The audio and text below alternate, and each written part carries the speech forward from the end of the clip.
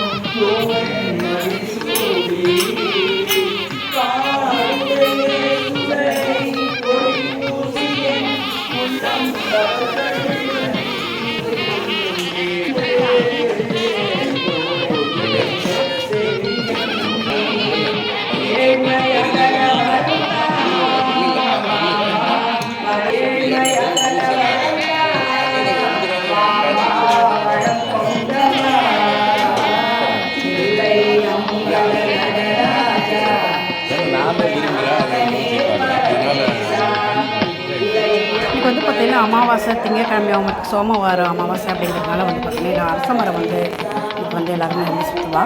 எப்போயுமே இந்த திங்கக்கிழமையில் வர அமாவாசையில் வர இது ரொம்பவும் ரொம்ப விசேஷம். அது அரச மரம் ரொம்ப சுற்றினா நல்லது. அதுவும் இல்லாமல் இந்த விநாயகருக்கு பார்த்தீங்கன்னா டெய்லியுமே ஜலம் விடுவா. பக்கத்துலேருந்து ஜலம் பிடிச்சிக்கணும். அது ரொம்ப விசேஷம். மார்கழி மாதத்தில் விடுறது. அதுக்கப்புறம் தான் பார்த்தீங்கன்னா அலங்காரமெல்லாம் பண்ணுவா சுவாமிக்கு. அதுதான் அப்படியே விட்டுருக்கு. இப்போ எல்லாருமே 6 மணி ஜலமெல்லாம் விட்டதுக்கப்புறம் தான் அலங்காரம் பண்ணுவோம். இப்போது சோமவாரம் அமாவாசை அப்படிங்கிறதுனால எல்லாருமே அரச மரம் சுற்றிருக்காங்க. இன்றைக்கி நிறைய பேர் ஆளுகளும் பஜனை எல்லாமே நான் போட்டுருக்கேன். ரொம்ப பிடிக்கும்னு நினைக்கிறேன். ஃபுல்லாக பாருங்கள். எப்படி பார்த்துட்டு எப்படி தேங்க்யூ.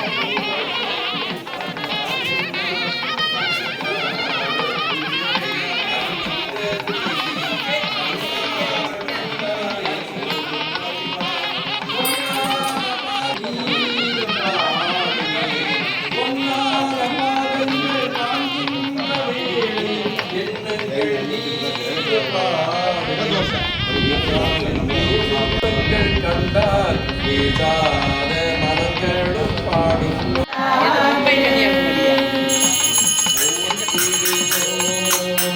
போற்றிடுவோம் புகழ்தரும் நாதனை போற்றிடுவோம் போற்றிடுவோம் போற்றிடுவோம் புகழ்தரும் நாதனை காவூர் நடாதலில் ஆவினங்குடி வாழ்வான தேவர்கள் பெருமாளே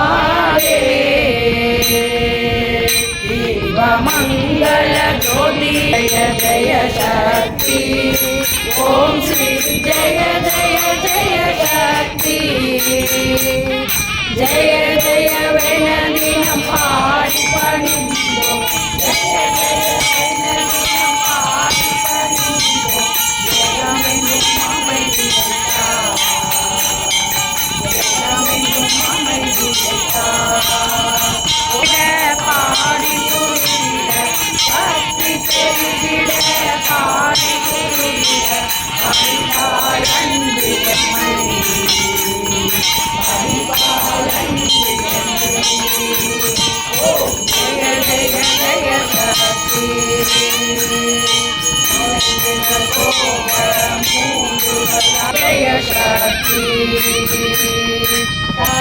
தேசுடன் வாழ காட்டமா காட்சி தேசுடன் வாழ காட்டமா காட்சி தேவியும் அடைக்கலமே தேவியும் அடைக்கலமே ஓம் ஜெய ஜெய ஜெய சக்தி வானவன் மேலது வீடு சுந்தரமாயிரு தருவது